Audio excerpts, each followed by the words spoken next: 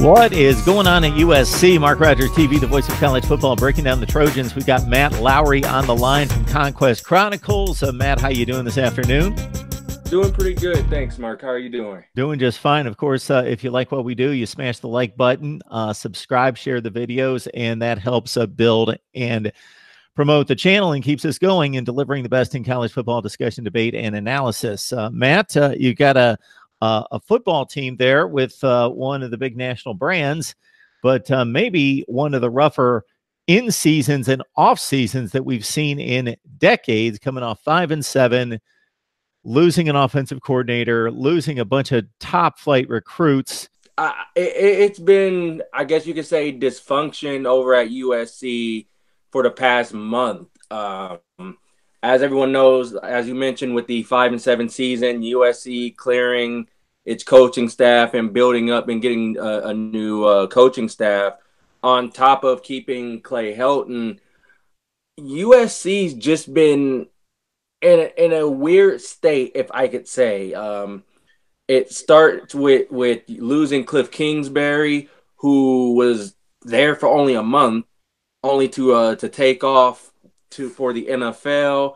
And in terms of the whole buyout situation, which that's been criticized because of the very low buyout that USC placed for Kingsbury. Not to mention, USC's been losing a lot of top-notch recruits. Brew McCoy, their 5-star athlete, who committed during the All-American game and enrolled, actually, signed his letter of intent already and enrolled only 2 weeks later to transfer to Texas, which was another choice of his, and willing to sit a year out just to transfer.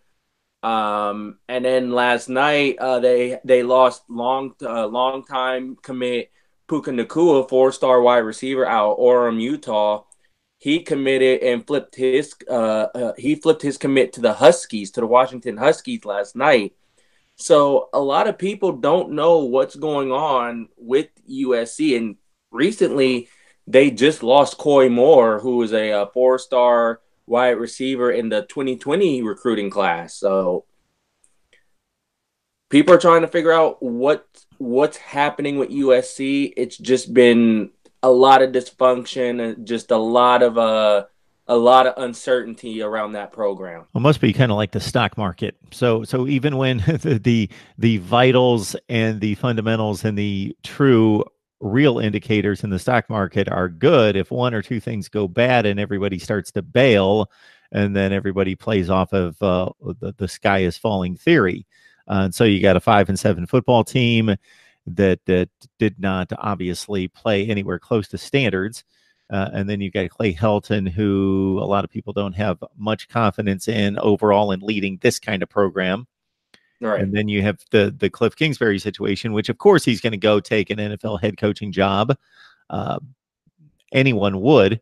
Right. So now we've got a class that, by measurements that just about any school in the country would take, was a good recruiting class in 2019. But USC, Ohio State, Alabama, Michigan, Clemson, those schools want to be in the top 5 to top 10 and bring in that type of athlete, and that many of those type of 5- and 4-star athletes in a number 20 recruiting class, and for what is supposed to be the dominant program in the Pac-12 at number 3 in the recruiting wars against Washington and everyone else, substandard. Typically, we're used to seeing USC on top of the Pac-12 recruiting rankings, as well as finishing in the top 10, top 5 in recruiting. I think with the 2019 class, it was a solid class, but as you mentioned, USC's up there with the Ohio State, Alabama, Texas, and Michigan's of the world, and that's not acceptable to USC standards, especially if you're at USC and you have all this talent in California and on the West Coast. But given the amount of uncertainty at USC, on top of the coaching changes that took place, this was a result of that of all of that that's happened. You get a third ranking in the Pac-12 in recruiting. You get a 20th ranking in national recruiting. I just think USC, with the amount of coaching changes in a short span of time, it only hurt the Trojans. Now for next year, who knows what could happen? I mean, they still have Bryce Young, who is still committed to USC, but seeing how this year went, things could change. You never know what could happen come next year. We got Matt Lowry on the line from Conquest Chronicles covering USC football. Join him and the rest of the staff right there. 25 signed in 2019 is 16 from the state of California. And so we'll take the positive approach. Obviously, there's a lot of good to talk about in the class. Who do you like, Matt? Well, I really like Kyle Ford out of Orange Lutheran now. The thing with Ford right now is he is still rehabbing a torn ACL, I believe, after an injury during his senior season at Orange Lutheran. But Clay Helton said that he could return in August, so we'll wait and see there. But he is a phenomenal receiver. Another guy who I like in this class is Max Williams, defensive back out of Sarah. If you know USC and you know Sarah High School out of Gardena, you know the amount of talent that has come through those two schools. I mean, we're talking Adoree Jackson, Robert Woods, Marquise Lee, Rasheem Green. I think Max Williams could be the next upper echelon guy in that Sarah to USC connection.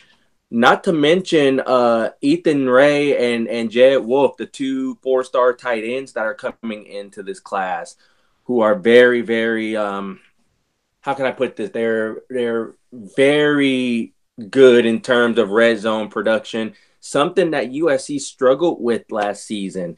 So adding more red zone targets, for JT Daniels and for the USC offense, it's only going to be nothing but a positive for them. So I like this class because it wasn't the class that people expected, but they still have some solid guys in there that could produce right away, or the coaching staff can coach them up and can help them develop into something. And the red zone issues weren't necessarily a big surprise in 2019 or 2018, I should say, with a young quarterback in JT Daniels. But they even struggled in the red zone the year before with Sam Darnold at quarterback, Michael Pittman, and Deontay Burnett, quality wide receivers, and a plethora of experience in the backfield with Ronald Jones in particular, and even struggled there. So you got to kind of call into question the scheme, the approach, and the play calling when you struggle with that kind of talent and that kind of experience in the red zone. But we'll see what they have in store with Graham Harrell as the offensive coordinator this year.